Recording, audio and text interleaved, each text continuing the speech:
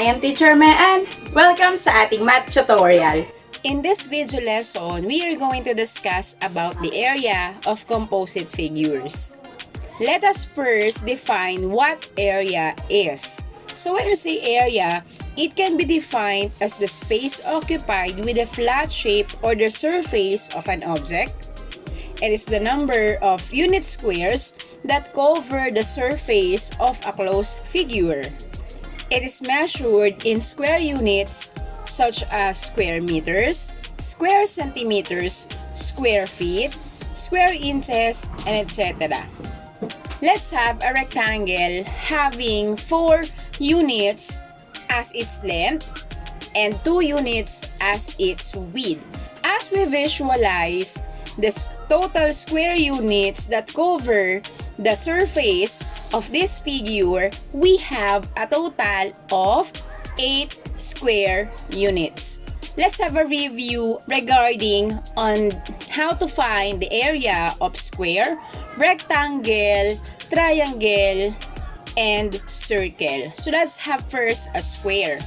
Given a square having the side of 5 centimeters, what is the formula on how to find the area of a square? We have the side times the side, or S squared. So S stands for the side. Let us substitute the given values in the formula side times side. So we have 5 centimeters times 5 centimeters is equal to 25 square centimeters. So therefore, the area of this square is 25 square centimeter. Okay, so let's have now a rectangle. A rectangle having the dimensions of 25 decimeters and 12 decimeters. What is the formula on how to find the area of a rectangle?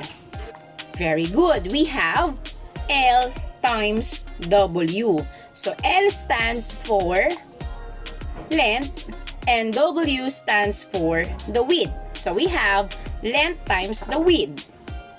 So let us now substitute the given values in the formula length times the width. So we have 25 decimeter times 12 decimeter. So we have 300 square decimeters. So therefore, the area of this rectangle is 300 square decimeter. Let's have now triangle. A triangle having its base 14 meters and the height of 10 meters. To find the area of triangle, we are going to use the formula 1/2 times the product of base and height, or multiply the base and height divided by 2. Okay? So, to find the area of this triangle, we are going to substitute the given values in the formula base times height divided by 2. B stands for the base and H stands for the height. So let us now substitute the given values in the formula base times height divided by 2. So this is the base, which is 14 meters, and the height of 10 meters. So let us multiply 14 centimeter and 10 centimeter. So 14 times 10, that would be 140 centimeters squared divided by 2. So 140 divided by 2 is 70 square centimeters. So therefore, the area of this triangle is 70 square centimeter. How about the area of a circle? So in this example, we have a circle having its diameter of 8 centimeters. So to find the area, what is the formula on how to find the area of a circle? Right. The formula on how to find the area of a circle is pi r squared. R stands for the radius When we say radius, it is the half of the diameter. We are going to use the value of pi, which is approximately 3.1416. Since we have a given of the diameter, which is 8 cm, we are going to divide 8 cm by 2. Okay, so that would be, the radius now is equal to 4 centimeters. So let us now substitute the value of the radius 4 centimeters in the formula pi r squared. So let us use 3.14 as the value of pi. So we have now 3.14 times r squared. We are going to multiply 4 centimeters by itself twice. So that would be 3.14 times 4 centimeters times 4 centimeters. Okay, let us multiply first 4 centimeters by 4 centimeters. That would give us 16 square centimeters. Let us now multiply 3.14 by 16 square centimeters. So that would be 50.24 square centimeters. So the area is equal to 50 and 24 hundredths square centimeter. We already know on how to find the area of the basic shapes, which are circles, rectangles, square, and triangles. So let's have now find the area of a composite figure. So what do you mean by composite figure? It is made up of several simple geometric figures such as triangles, rectangles, squares, circles, and semicircles.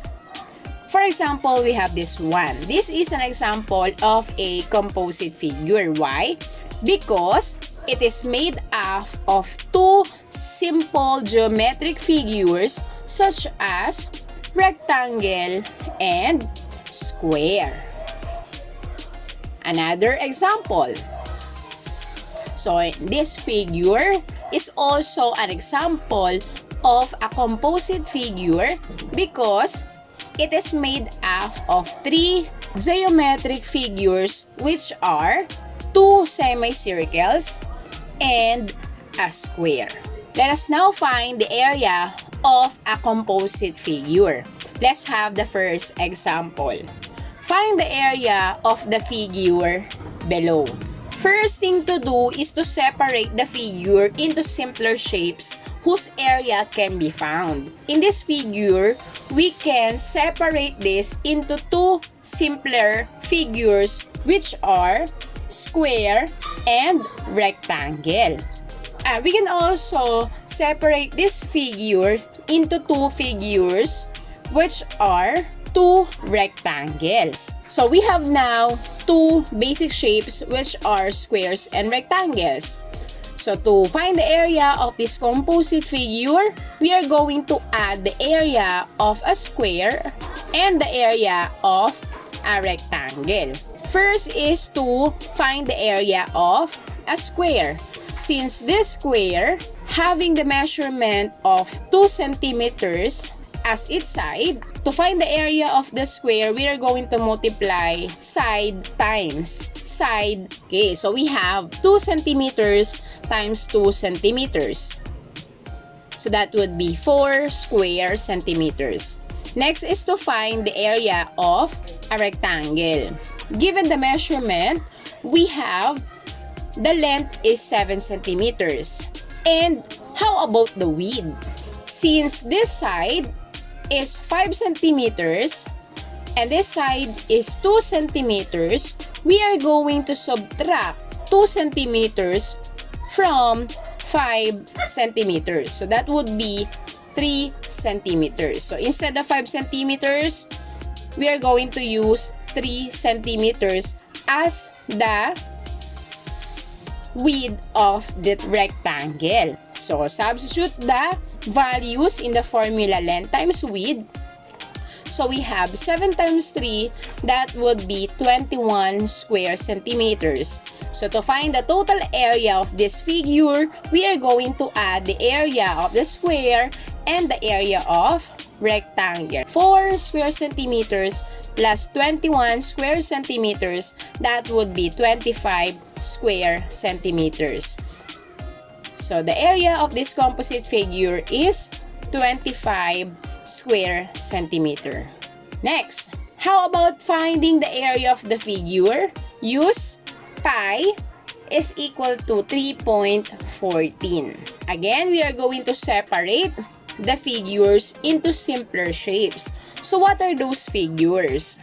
Very good. We have a semicircle and a rectangle. Since this is a semicircle and the formula on how to find the area of the circle is pi r squared, since kalahati lang siya, we are going to divide the area of the circle by 2.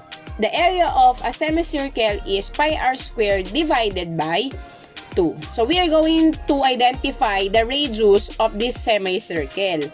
So what is the radius of the semicircle? Since we have 12 meters here, the width of this rectangle is equal also to its opposite side. So therefore, this is 12 meters. Since this is the diameter of the semicircle, we are going to divide the diameter by 2. Because kailangan lang natin ay radius. So therefore, 12 divided by 2 is 6. So our radius here is 6 meters. Next, to find the area of a rectangle, we are going to use the formula length times width. So let us identify the measurement of the length and width. So in this figure, we have the length is 18 meters and the width is 12 meters. To find the total area of this figure, we are going to add the area of semicircle and the area of a rectangle. So therefore, we have area is equal to pi r squared divided by 2 plus length times width. Let us now substitute the given values in the formula. So we have now pi, which is 3.14 times 6 meters times 6 meters divided by 2 plus we have the length, which is 18 meters times the width, 12 meters. Next, first thing to do is to multiply 6 meters and 6 meters. So that would be 36 square meters. And 18 times 12, we have 216 square meters. Okay. So that would be 3.14 times 36 square meters divided by 2 plus 216 square meters. Next, let us multiply 3.14 by 36 square meters. That would give us 113.04 square meters. Okay? So divided by 2 plus 216 square meters. Next is, let us divide 113.04 by 2.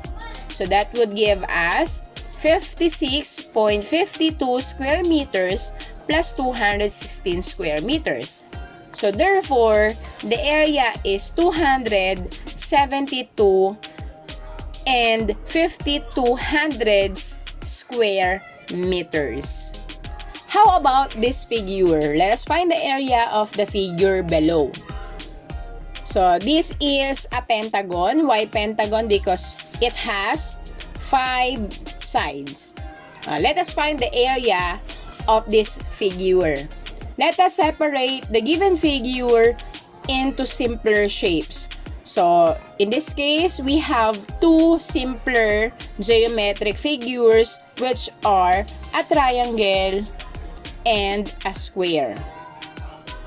Okay? So to find the area, we are going to find the area of the triangle and the area of the square. So we have The formula on how to find the area of a triangle is base times height divided by 2. So let us now identify the measurement of the base and height. So given the figure, we have the base is 10 meters and a height of 6 meters. Next, how about the area of a square? The formula on how to find the area of a square is S squared, or side times the side. The measurement of the side is 10 meters. So to find the total area of this figure, we are going to add the area of the triangle and the area of the square. Next is to substitute the values in the formula, base times height divided by 2 plus S squared.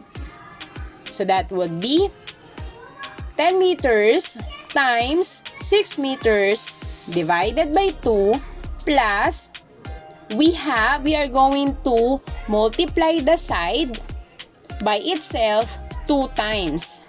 So 10 meters times 10 meters. Let us multiply first 10 and 6, so that would be 60, and 10 times 10, that would be 100. So we have now 60 square meters divided by 2 plus 100 square meters. So let us divide 60 by 2. That would give us 30 square meters plus 100 square meters. And the total area is 130 square meters. Next, find the area of the shaded region. Use pi is equal to 3.14.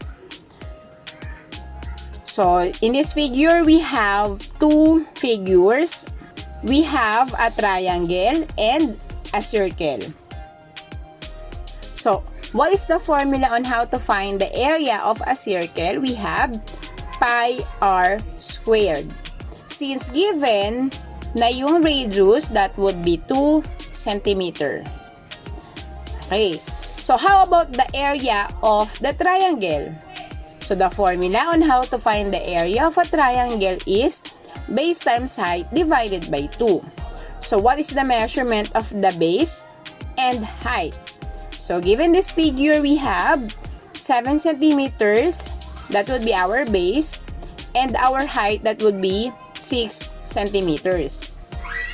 So, to find the area of the shaded region, we are going to subtract the area of the circle from the area of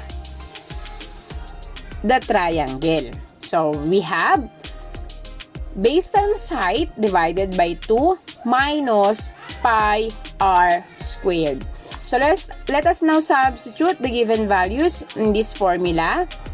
So, we have 7 centimeters times 6 centimeters divided by 2 minus, we are going to use the value of pi, which is 3.14 times 2 centimeters times 2 centimeters. Let us first multiply 7 times 6. That would be 42 square centimeters. And then 2 times 2, we have 4 square centimeters. Next, let us divide 42 by 2. That would be 21 square centimeters. And multiply 3.14 by 4. That would be 12.56 square centimeters. And let us now subtract. 21 square centimeters minus 12.56 square centimeters. That would be 8 and 4,400 square centimeters. So therefore, the area of the shaded region is 8 and 4,400 square centimeters. How about this figure? We are going to find the area of the shaded region. So we have two figures in this figure. We have a rectangle and a semicircle. So to find again the area of a circle, we have pi r squared. Since this is only half of the circle, we are going to divide it by 2. In this case, we have 15 meters as its diameter. So the radius is half of the diameter. So we are going to divide 15 meters by 2. That would be 7.5 meters. Next, how about the area of the rectangle? The formula on how to find the area of the rectangle is length times width. So the length is 24 meters and the width is 15 meters. To find the area of the shaded region, we are going to subtract the area of the semicircle from the area of the rectangle. So we have length times width minus pi r squared divided by 2. Let us now substitute the given values in this formula. 24 meters yung length natin, and then we have the width, which is 15 meters, minus the value of pi, which is 3.14, times, we are going to multiply the value of the radius, which is 7.5 meters, by itself 2 times. So 7.5 meters times 7.5 meters divided by 2. And then first, let us multiply 24 and 15. And then 7.5 times 7.5. So that would be 360 square meters. And 7.5 times 7.5, that would be 56.25 square meters. Okay, so we have 360 square meters minus 3.14 times 56.25 square meters divided by 2. Next is to multiply 3.14 by 56.25. That would give us 176.625 square meters. So we have now 360 square meters minus 176 and 625,000 square meters divided by 2. So let us divide 176.625 by 2. That would give us 88.3125 square meters. So we have now 360 square meters minus 88.3125 square meters. So the area of the shaded region is equal to 271.6875 square meters, or 271 and 6,875 10,000 square meters. So let's have an activity. Find the area of each shaded region.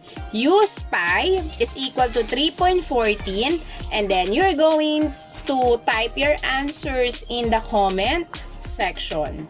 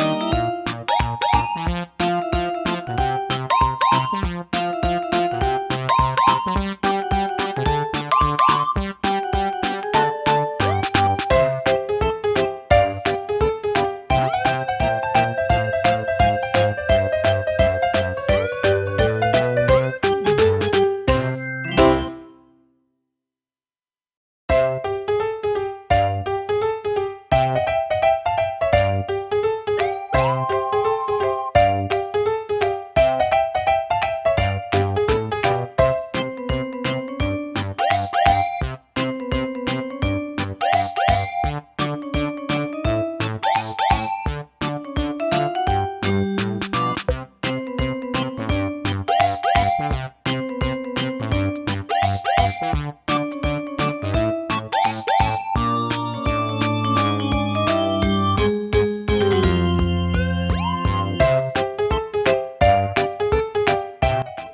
up. So let us check your answers. Number 1, the area of the shaded region is 17 and 415,000 square meters. Let's have number 2. The area of the shaded region is 72 square centimeters. And we have number 3. The area of the shaded region is 53 and 12 hundredths square centimeters. And lastly, we have number 4. The area of the shaded region is 100 square meters.